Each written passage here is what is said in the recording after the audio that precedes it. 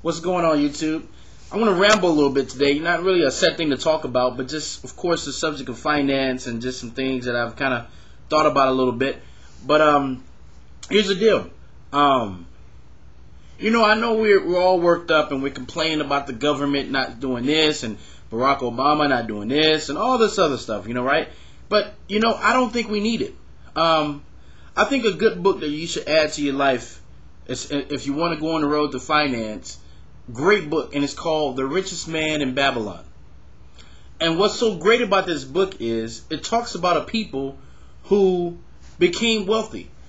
The reason why this nation was so strong is because the people were wealthy. All the citizens pretty much were wealthy. Not just the government wealthy. In the U.S., you probably have about, really 2 to 3% of people who actually who really have all the wealth in this country. For the most part, pretty much most people are middle class or just poor. May have a few upper middle class, whatever, but really, for the most part, it's a minority. And they're the ones that make this country kind of tick. Because think about it. I think that welfare is something that should be used only for people who maybe are mentally challenged or, not physically able to work or something like this, whatever. This is what I think welfare should be used for. The rest of the citizens, the reason why they are where they are is because of this. The lack of using this.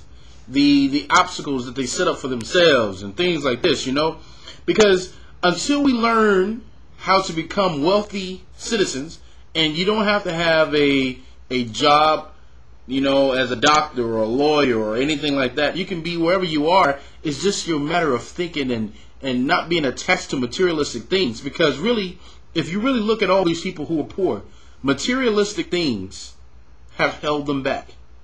Because think about it. If you would sit down and write down the money that you spent on materialistic things, and if you would have invested that money at a 12% maybe or higher interest rate on growth, you could be on your way to being a millionaire or being very wealthy. Because you not really think about it, but you could spend a lot of things on luxury items. And not to say there's anything wrong with too many luxuries, but at the same time, when you're trying to build wealth, you can't let these things consume your life. You have to be focused when it comes to these things. You have to be focused and stay on the right track, on the right path. And I know I talked about a video that I want to come out with as far as interviewing poor people. And I have to say that I'm still trying to figure out the best way to do it. I've sent my request out. A lot of people are kind of skeptical about it because, everyone doesn't want to just come and tell about their situation. So I may have to set it up as a radio type interview, something like that on a internet radio show or something. If someone has any advice for me on what is the best way to record it, interview with a person and not reveal their face, because other people, they say, hey, YouTube is this is something that can expose a person, so I don't want to be exposed. I want this person to feel very comfortable when giving me this information, because for those of you who don't know what I'm doing, I want to interview and correct. I've been corrected by one of my subscribers, broke people. Because poor people, I think, really don't exist in America. And what I mean by that is, there's very few poor people in America.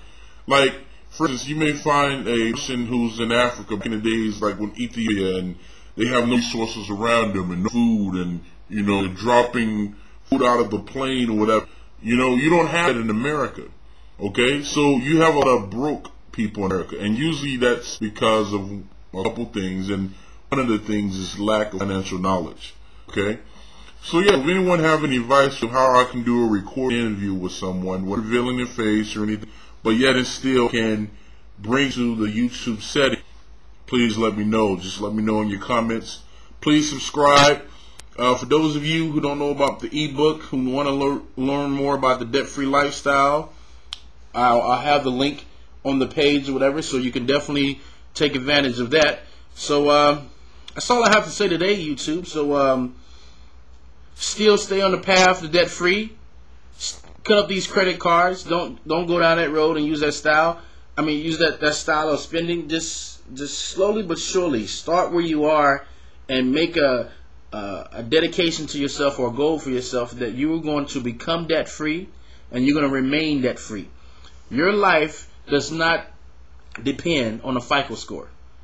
Does not. Okay, signing off.